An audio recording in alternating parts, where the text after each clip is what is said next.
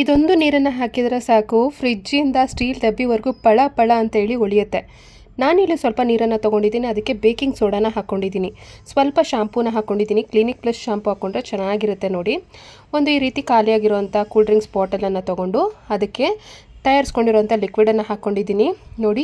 ತುಂಬಾ strong ಆಗಿರುತ್ತಿದ್ದು cleaning ಕೆಲಸಕ್ಕಂತೂ ತುಂಬ ಉಪಯೋಗಕ್ಕೆ ಬರುತ್ತೆ. ವಸ್ತುಗಳೆಲ್ಲ ಪಳ ಅಂತೇಳಿ ಉಳಿಯುತ್ತೆ. ಕ್ಲೀನಾಗಿರುವಂಥ ಒಂದು ಬಟ್ಟೆನ ತೊಗೊಂಡು ಅದ್ರ ಮೇಲೆ ಈ ಲಿಕ್ವಿಡನ್ನು ಹಾಕ್ಕೊಂಡು ಫ್ರಿಜ್ಜನ್ನಾಗಲಿ ಅಥವಾ ವಾಷಿಂಗ್ ಮಿಷಿನ್ ಆಗಲಿ, ಈ ರೀತಿ ಕೂಲರ್ ವಸ್ತುಗಳನ್ನಾಗಲಿ ಅಥವಾ ಡೈನಿಂಗ್ ಟೇಬಲ್ಗಳಾಗಲಿ, ಗಾಜಿನ ಟೇಬಲ್ಗಳಾಗಲಿ, ಇದನ್ನೆಲ್ಲ ನಾವು ಈ ಲಿಕ್ವಿಡನ್ನು ಬಳಸಿ ಕ್ಲೀನ್ ಮಾಡ್ಕೋಬೋದು. ತುಂಬ ಚೆನ್ನಾಗಿ ಈ ಒಂದು ಕ್ಲೀನಿಂಗ್ ಲಿಕ್ವಿಡ್ ಕೆಲಸ ಮಾಡುತ್ತೆ. ಅದರ ಜೊತೆಗೆ ನೋಡಿ, ವಾಷಿಂಗ್ ಮಿಷಿನ್ ಕೂಡ ಕ್ಲೀನ್ ಮಾಡ್ಕೋಬೋದು. ಮೊದಲು ಹೇಗಿತ್ತು, ನಂತರ ಹೇಗಾಗಿದೆ ಅಂತೇಳಿ ನೀವೇ ಇಲ್ಲಿ ರಿಸಲ್ಟನ್ನು ನೋಡಬಹುದು. ಸ್ಟೀಲ್ ಡಬ್ಬಿಗಳು ವಾಶ್ ಮಾಡೋಕ್ಕೆ ಟೈಮ್ ಇಲ್ಲ, ಬೇಗ ಧೂಳಾಗುತ್ತೆ ಹೊರಗಡೆಯಿಂದ ಅಂತಂದರೆ ಈ ಲಿಕ್ವಿಡನ್ನು ಹಾಕಿ ಒರೆಸಿ ತಳ ಉಳಿಯುತ್ತೆ. ಟಿಪ್ಸ್ ಇಷ್ಟ ಆದರೆ ಲೈಕ್ ಕೊಟ್ಟು ಶೇರ್ ಮಾಡಿ. ಧನ್ಯವಾದಗಳು.